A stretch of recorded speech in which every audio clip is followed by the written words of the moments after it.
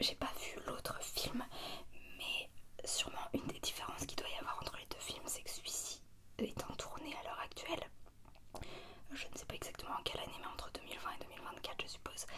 Et bien, en tout cas ça paraissait extrêmement réaliste, c'était extrêmement bien joué. Donc tout ça pour dire que en fait ce film je l'ai pas forcément adoré, dans le sens que c'est vraiment atroce, j'ai pas pris du plaisir spécialement. On est vraiment trituré, enfin c'est à regarder, c'est extrêmement désagréable.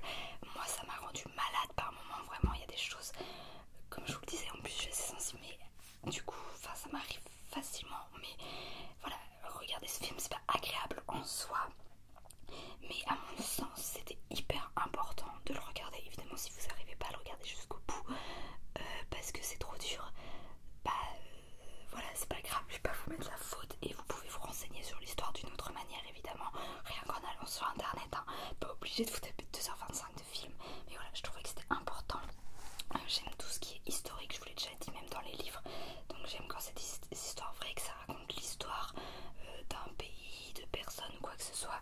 Donc là c'était le cas, donc j'ai trouvé ça très bien. Donc je vous prévenais que c'est extrêmement mauvais pour, j'ai marqué très mauvais pour mental health, pour la santé mentale. Je peux vous dire que pendant tout du long, mais aussi après, quand on allait se coucher, parce qu'avec ma soeur en plus on a regardé ça avant de dormir, on était vraiment très très mal, on n'était pas bien du tout, on était très perturbés dans nos têtes, physiquement ouais, on était un peu pas bien. Au final on a réussi à bien dormir quand même et à ne pas faire de cauchemars, assez étonnamment. Par contre dès que je me réveillais, ça me revenait tout de suite à l'esprit, et je peux vous dire que pendant plusieurs jours, même semaines, ça m'a énormément travaillé l'esprit et beaucoup perturbé pendant plusieurs semaines. Et maintenant encore, si j'y repense, ça peut facilement me perturber, même si le gros état est passé. Donc voilà, c'est pas bon pour la santé mentale, donc peut-être en fonction de la situation dans laquelle vous êtes actuellement adapté, c'est peut-être pas le moment de regarder, ou peut-être que si, mais si vous êtes dans un moment où déjà ça va pas bien, je vous conseille pas, attendez plus tard. Et voilà, ça fait un peu se sentir mal physiquement. C'était très dur à visionner, il y a des images très choquantes et affreuses, donc comme je vous le disais, comme en plus c'est extrêmement bien fait, j'ai une amie qui n'est pas du tout sensible en regardant des films ou même en général, et elle l'a regardé, et alors elle a pas tourné la tête ni rien, mais elle a dit j'ai jamais vu un film où il y a eu une scène, alors j'ai plus ces mots exacts, mais elle avait dit qu'en gros elle avait jamais vu un film où il y avait une scène vraiment aussi réaliste, aussi bien faite, et que du coup c'était vraiment atroce. C'est une histoire de crash d'avion, donc je ne vous spoil pas en vous disant que durant le crash, vraiment on voit les corps, parce que je sais plus combien ils sont au début dans l'avion, mais il y a beaucoup de morts, certains sur le coup. Je vous laisserai juger est-ce que c'était mieux ou pas. Bref, mais du coup on voit les corps un peu se disloquer, si je puis dire. Et je me rappelle qu'elle avait dit que vraiment cette scène, même elle, ça l'avait quand même touchée. Donc voilà, c'est très dur à visionner, des images voilà très difficiles, mais c'est très bien réalisé, je dis trop très. Le jeu d'acteur est exceptionnel, je me demande comment on arrive à jouer une chose pareille, surtout sachant que c'est une histoire vraie, sachant que des gens ont vécu ça.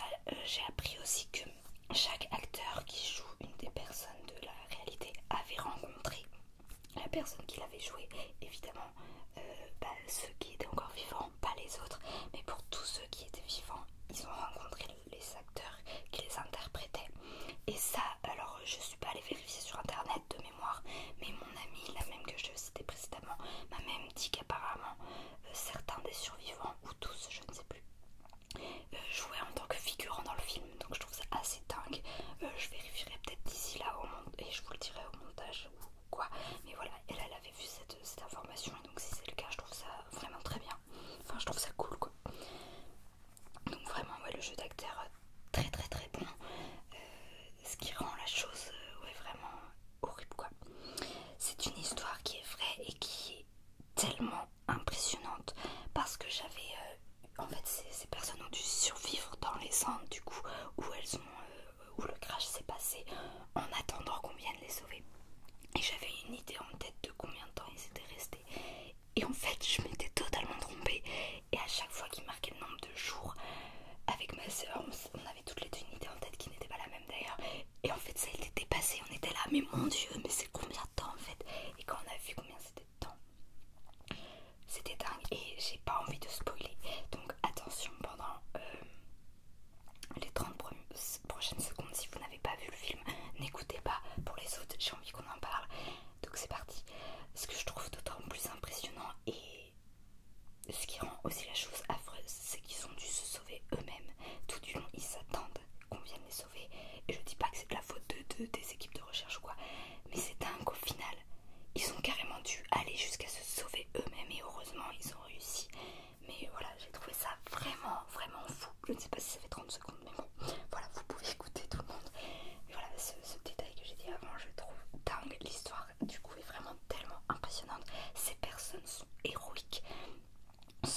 elles sont impressionnantes. C'était, enfin, à des moments, ils escaladent des montagnes pleines de neige en plein soleil, alors qu'ils n'ont pas bouffé depuis 4 jours, ou même si ce n'est que 2 jours ou une journée, vous imaginez, ou s'ils ont bouffé un mini truc de rien du tout, et ils arrivent à faire des choses que même moi, en pleine forme, je serais incapable de faire. Alors je sais qu'il y a le mode de survie qui doit se déclencher, mais quand même je me disais mais waouh, comment ces gens arrivent à faire ça, et de me dire que du coup c'était l'histoire vraie, mais je me disais mais ces gens sont fantastiques, enfin je sais pas si c'est les termes parce que malheureusement c'est affreux, mais heureusement qu'ils ont réussi à faire tout ça, et heureusement que c'était pas n'importe qui dans cet avion. Ils étaient tous extrêmement intelligents, il semblerait, parce qu'ils arrivent quand même à faire énormément de choses, à fabriquer des choses aussi pour essayer de s'en sortir. Moi je me dis punaise, mais il y aurait eu moi et la plupart des gens lambda, on serait tous morts au bout de 2 jours parce qu'on aurait été incapables de faire ce genre de choses, ou même parfois de penser à une telle chose quand on les voyait faire. Je me disais mais oui, mais trop évidemment et tout, mais jamais ça me serait traversé l'esprit, jamais je serais aux capacités de faire certaines choses qu'ils ont fait quand ils essayent de rafistoler les radios et tout. Donc je me dis heureusement pour eux quand même qu'ils ont réussi, enfin qu'ils étaient pas n'importe qui, qu'ils étaient très intelligents. Et une chose aussi qui perturbe beaucoup, désolée je vais parler beaucoup pour ce film, mais c'est tellement dingue, c'est que certains personnages, on va les suivre quand même, enfin il y en a ils vont mourir tout de suite, il y en a ils vont mourir au bout d'un ou 2 jours, mais il y en a ils vont mourir au bout d'un certain temps quand même. Du coup ils vont faire des choses, enfin ils vont devoir se surpasser, ils vont beaucoup souffrir, des fois ils vont survivre à un truc qui aurait pu les tuer et qui a tué certaines personnes, dont le crash, mais il y a d'autres choses qui vont se passer. Et au final ils vont quand même mourir avant avant la fin de cette affreuse aventure. Et je me dis putain c'est tellement horrible et c'est tellement parce qu'ils ont quitte à avoir je sais pas en fait s'il aurait mieux fallu pour eux qu'ils y meurent tout de suite au lieu de survivre, j'en sais rien, 10 jours, mais qu'au final ils meurent quand même avant la fin. Je sais pas. Et je sais aussi que ce film m'a beaucoup fait parler de lui parce que, et même cette histoire en général, parce que c'est une histoire aussi, parce que le sujet du cannibalisme est traité. Alors moi j'ai pas regardé ce film particulièrement pour ça, c'était toute l'aventure en général qui m'intéressait. Donc oui, effectivement à des moments il y a des scènes de cannibalisme. Alors c'est pas très agréable à regarder, mais j'ai envie de dire c'est pas forcément les pires scènes, et à aucun moment j'ai été choquée personnellement par le fait qu'ils s'en arrivent là, et jamais j'irai blâmer ces gens, ça me paraît juste évident et c'est horrible effectivement, mais ça me paraît sensé. Comment veux-tu survivre pendant des jours et des jours, et même plus que ça, des semaines, enfin je veux pas vous spoiler sur combien de temps ça dure, mais voilà, et quand t'as plus de nourriture et que t'es quand même un certain nombre, oui, voilà, moi ça m'a pas du tout choqué, et je sais que rien que dans l'histoire à des moments il y en a il y a un peu le débat de mais non on n'est pas d'accord, et oui on est d'accord, est-ce qu'on le fait, est-ce qu'on le fait pas. Il y en a au début qui vont pas accepter de le faire, et d'autres tout de suite qui vont se dire effectivement on n'a pas du tout envie de le faire, mais on n'a pas le choix. Et moi oui, j'ai pas regardé pour ça, et j'ai pas du tout été choquée par ça, par les scènes un petit peu, mais pas plus que d'autres. Moi il y a une scène, je veux pas spoiler, mais une scène, vous en doutez, il y a de la neige, c'est des montagnes, il y a une scène d'avalanche, et c'était une des scènes, je trouve, les plus affreuses à regarder pour moi, et ça m'a beaucoup plus perturbée et choquée, c'est peut-être pas le terme, mais par les images quoi, que le cannibalisme. Mais voilà, je vous préviens. Donc ces personnes sont vraiment héroïques, tellement fortes d'avoir réussi à surmonter tout ça, à se dépasser et à faire tout ce qu'elles ont fait. Donc je considère qu'il est hyper important de connaître leur histoire, de reconnaître la bravoure, la force, j'ai envie de dire l'invincibilité.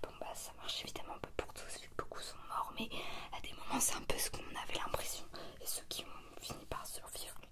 Alors je sais pas si on peut se dire ce terme, et je sais pas si ça serait vu péjorativement de leur part, en tout cas c'est pas du tout dans ce sens là que je veux le dire, mais ça faisait un peu ça. Vous voyez, des fois il y a des histoires de super-héros et tout, mais ça n'est rien par rapport à des vraies personnes qui vivent vraiment l'enfer et qui ont réussi à faire tout ce qu'elles ont fait et à s'en sortir. Et en fait il n'y a pas de mots, tellement c'est exceptionnel, tellement c'est dingue, tellement c'est affreux aussi. Et heureusement je suis contente que certains aient pu survivre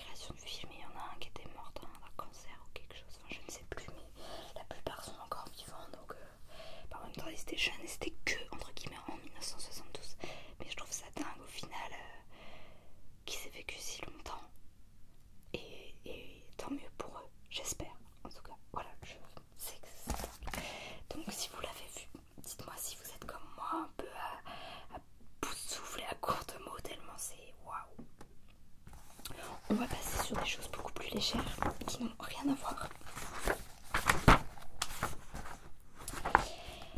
Alors ensuite j'ai vu le film Shazam 2.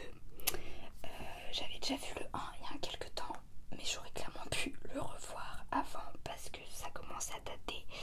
Et en vrai j'avais pas assez bien en souvenir le 1. Mais bon, ça l'a quand même fait. Techniquement tu peux même le regarder sans avoir vu le 1, tu comprends. Mais comme j'avais déjà beaucoup aimé le 1, c'est vrai que j'aurais pu le revoir avant. Mais bon, quand j'ai vu que le 2 était à la bibliothèque, c'est là que je l'ai pris. Je me suis dit, ah bah cool, j'avais vu le 1, autant regarder. Et je me suis rendu compte que je n'avais pas mis d'ailleurs le 1 dans les vidéos débriefing de films. Donc techniquement, c'est le 1 et le 2 que je vous dis qui sont géniaux. Vous savez quoi, je vais vous donner le résumé du 1 et du 2. Mais en vrai, j'ai pu exactement mes ressentis sur le 1 parce que ça date, mais sachez que je l'avais adoré au point voilà, de vouloir voir le 2. On a tous un super héros qui sommeille au fond de soi, il faut juste un peu de magie pour le réveiller. Pour Billy Baston, gamin débrouillard de 14 ans placé dans une famille d'accueil, il suffit de crier Shazam pour se transformer en super héros. Ado dans un corps d'adulte sculpté à la perfection, Shazam s'éclate avec ses tout nouveaux super pouvoirs. Est-il capable de voler, de voir à travers n'importe quel type de matière, de faire jaillir la foudre de ses mains et de sauter son examen de sciences sociales? Shazam repousse les limites de ses facultés avec l'insouciance d'un enfant, mais il lui faudra maîtriser rapidement ses pouvoirs pour combattre les forces des ténèbres du docteur Thaddeus Sivana.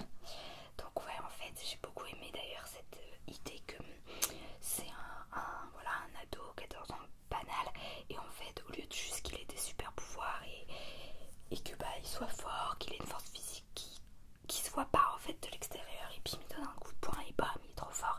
En fait, quand il a ses super pouvoirs, il devient une autre personne. Et du coup, d'ailleurs, dans le 1, on voit très peu, je me rappelle, le personnage de Billy, 14 ans, en tant que tel, on voit tout le temps l'acteur du coup qui joue lui quand il est en super héros et donc dans un corps d'adulte et tout. J'aimais bien ce côté là. Dans le 2, c'était cool qu'on voyait un peu plus aussi enfin, j'ai trouvé après peut-être pas beaucoup plus, mais qu'on voit aussi le côté enfant. Donc je vais vous lire le résumé du 2. Et en fait, s'il a ses super pouvoirs, c'est parce qu'un autre mec, un magicien ou je sais plus trop quoi, fallait qu'il choisisse quelqu'un. Je sais plus trop comment il l'a fait parce qu'il regrette un peu pendant un temps d'avoir choisi lui. J'adorais d'ailleurs la couverture du 2, enfin l'image. Lorsque Billy Baston et ses frères et sœurs adoptifs, Freddy, Marie, Pedro, Eugène et Darla, qui se transforment en super-héros en disant Shazam, sont obligés de reprendre du service et de combattre les filles d'Atlas. Ils doivent les empêcher d'utiliser une arme qui pourrait détruire le monde dans lequel ils doivent voyager afin de faire la paix avec les dieux parce que Billy a pris leur pouvoir pour acquis. Donc oui, ça vous spoil un peu hein, si vous l'avez pas vu, mais en gros, comme je vous disais, je ne me rappelle plus bien, mais Billy a pu donner aussi des pouvoirs à tous ses frères et sœurs de la famille d'accueil où ils vivent. J'adore aussi ce côté-là qui sont toute une petite team. Personne n'est de la vraie même famille, mais ils vivent tous avec des parents adoptifs qui sont aussi super sympas. Du coup, tout le monde s'aime. Voilà. J'ai beaucoup aimé ce côté et donc il a pu leur donner des pouvoirs et eux aussi en disant Shazam, ils se transforment en leur super-héros et du coup on les voit réaliser tous ensemble résoudre des problèmes tous ensemble en tant que super-héros dans le 2. Et on va plus suivre Freddy d'ailleurs dans le 2, un des frères, et que j'aime beaucoup ce personnage. Et d'ailleurs à un moment il va perdre ses pouvoirs, lui il va plus pouvoir se transformer et ses frères et sœurs vont devoir l'aider. Alors je vais vous lire ce que j'avais noté sur mes ressentis sur le 2 du coup. J'ai aimé le côté très famille, donc avec la famille d'accueil, comme quoi en fait c'était ça le plus important et c'était ça qui donnait vraiment la force, parce que la preuve, Freddy n'a plus de pouvoir une bonne partie du film, mais ça n'empêche qu'il arrive à résoudre le problème, à s'en sortir, à déjouer les pièges alors qu'il est un gamin lambda qui d'ailleurs a même un handicap, et il arrive à s'en sortir parce qu'il a des amis, parce qu'il a ses frères et sœurs, parce qu'il croit en des choses importantes, qu'il a des valeurs, et donc au final c'est ça le plus important et qui donne la force, ouais, la famille, l'amour qu'on a pour ceux qu'on aime et eux qui nous aiment.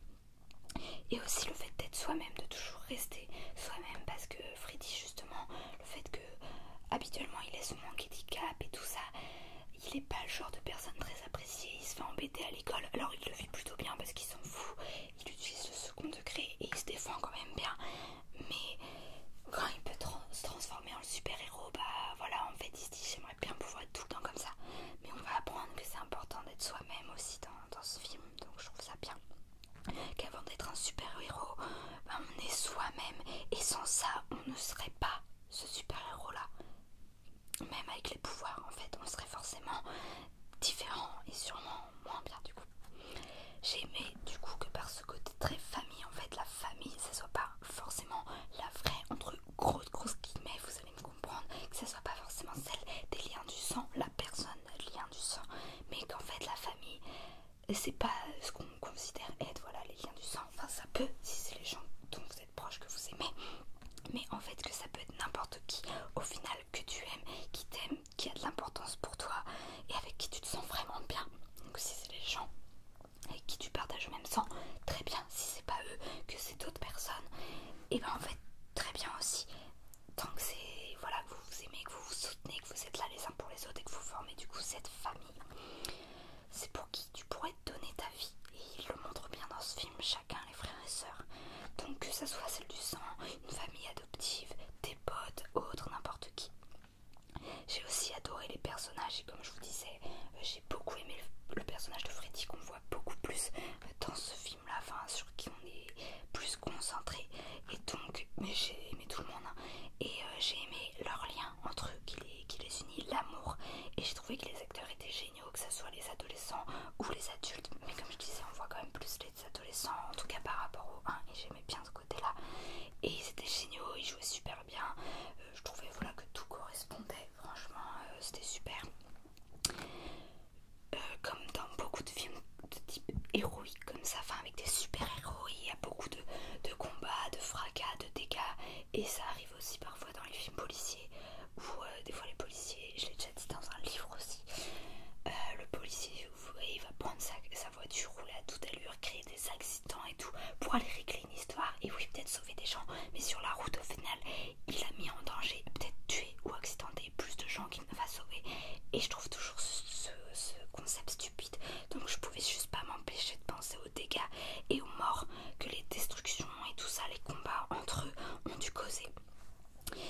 Et aussi j'aurais bien aimé juste qu'on voit ce que devient le prof, on va dire un prof avec qui Freddy s'entend plutôt bien et il lui arrive un truc pas très cool il semblerait, et bah en fait il est peut-être juste mort ou quoi, mais j'ai trouvé qu'en fait au début on le montrait, on voyait que c'était un peu un allié, un mec sympa avec Freddy, important pour lui, et après on n'en reparle plus jamais, donc même s'il était mort, voilà on aurait pu en parler en mode bah il était triste.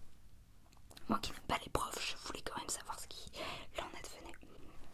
Donc en français il l'avait traduit Orion et la nuit, mais je vais vous le présenter en tant que Orion and the Dark, désolée pour l'accent, parce qu'en fait la traduction française est nulle à mon humble avis, parce que vis-à-vis de l'histoire en fait, bah ça n'a rien à voir, en fait ça change tout.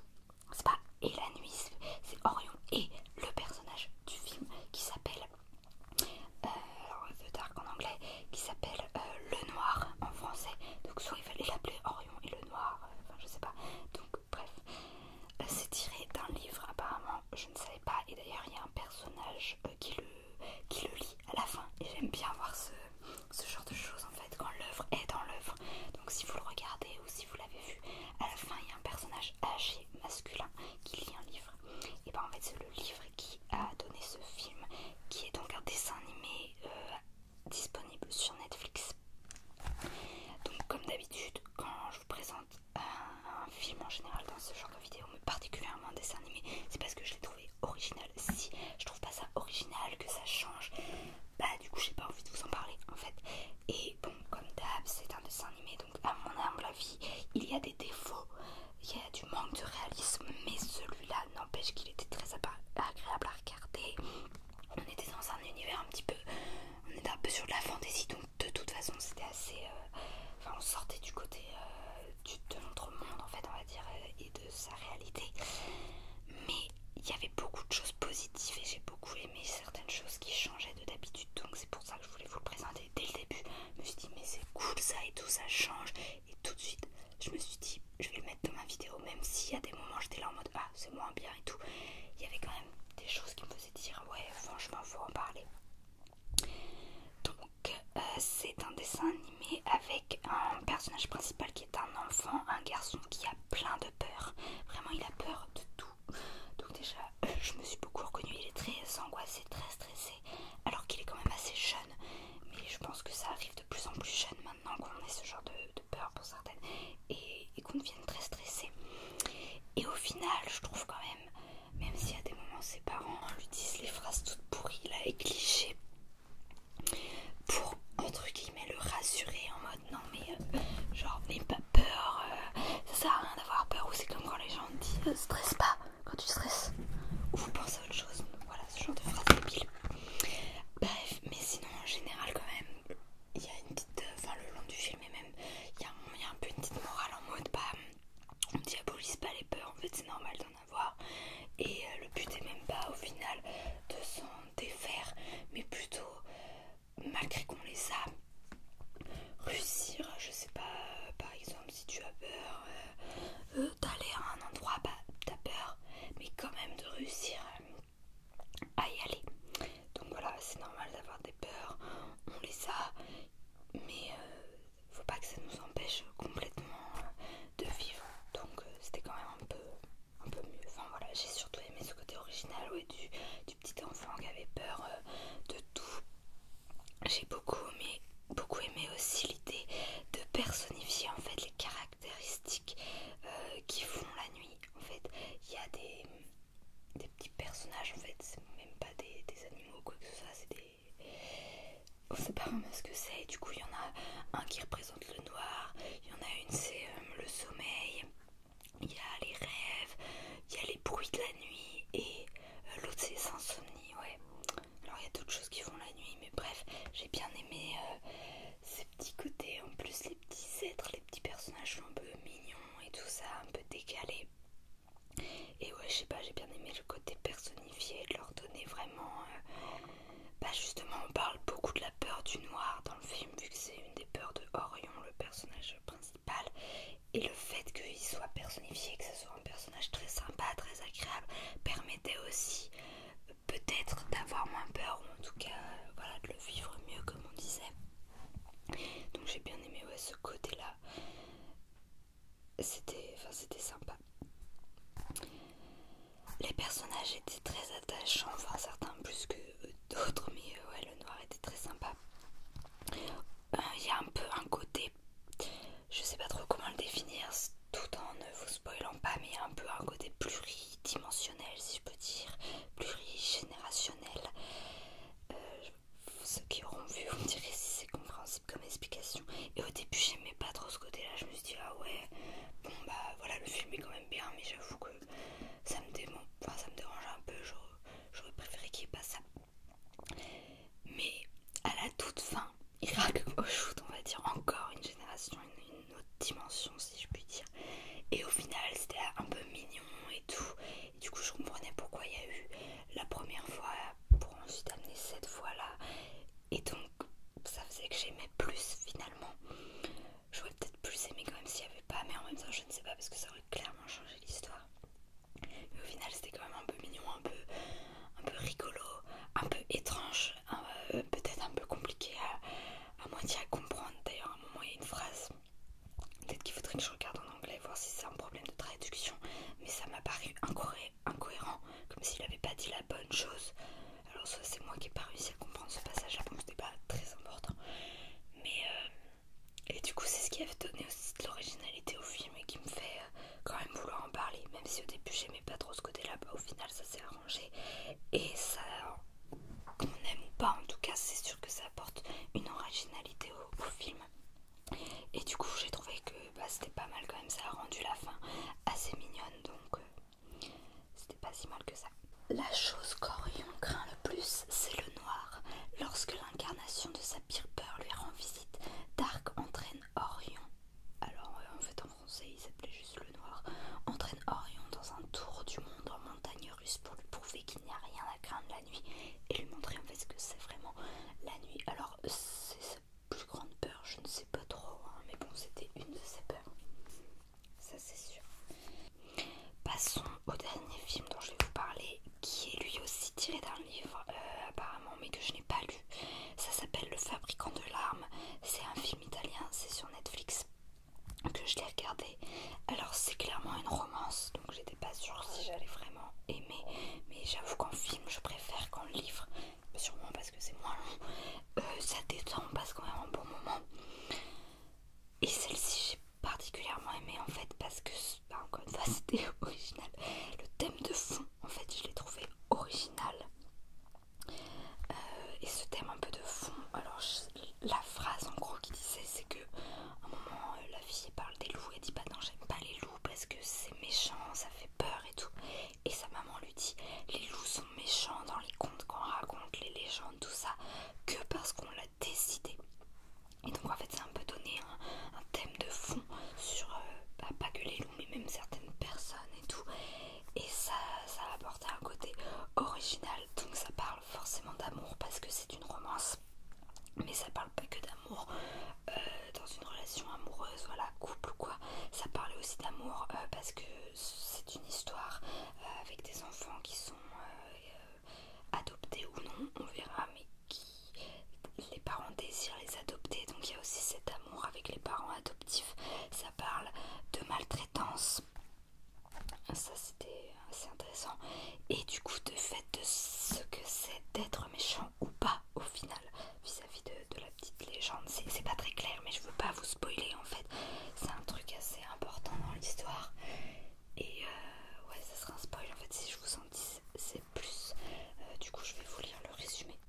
Après plusieurs années passées dans un orphelinat, Nika voit enfin son plus grand rêve être sur le point de se réaliser.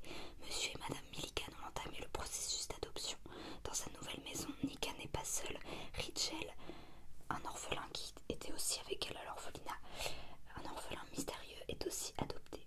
Or, c'est la dernière personne au monde que la jeune fille voudrait comme frère adoptif, car sous son apparence angélique se cache un tempérament sombre.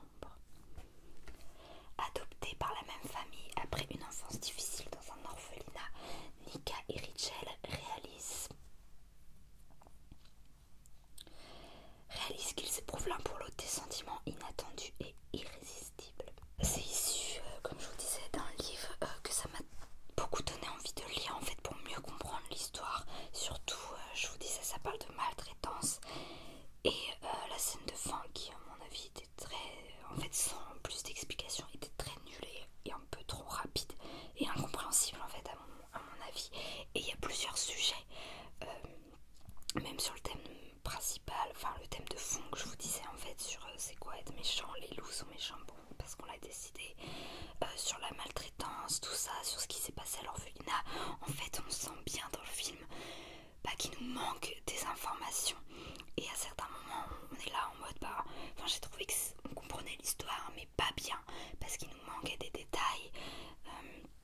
Et puis il y avait en fait ça s'est surtout concentré autour de la romance. D'ailleurs je suis en train de lire un livre en ce moment qui a été fait en film, c'est My Dear Fucking Prince, enfin le vrai titre c'est Red, White and Royal Blue, je crois, un truc comme ça.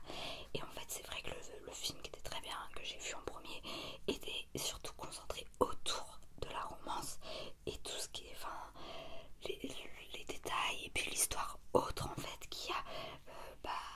Faut lire le livre pour ça et c'est pour ça que je le lis actuellement.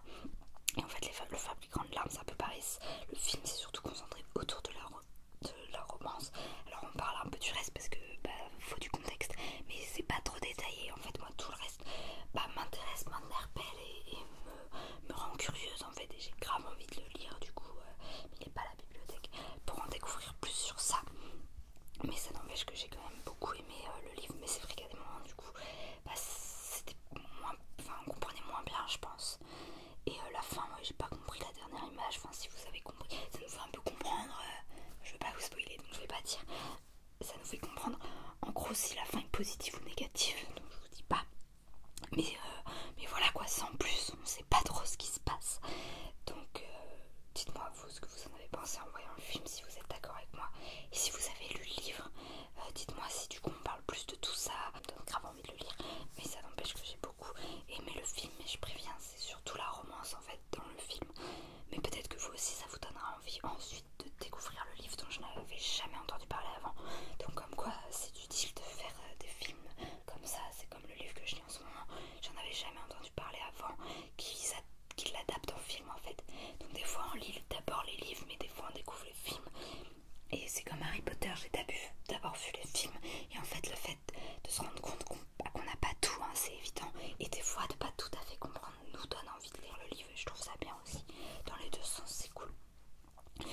voilà pour cette vidéo. Je vous dis à bientôt dans une nouvelle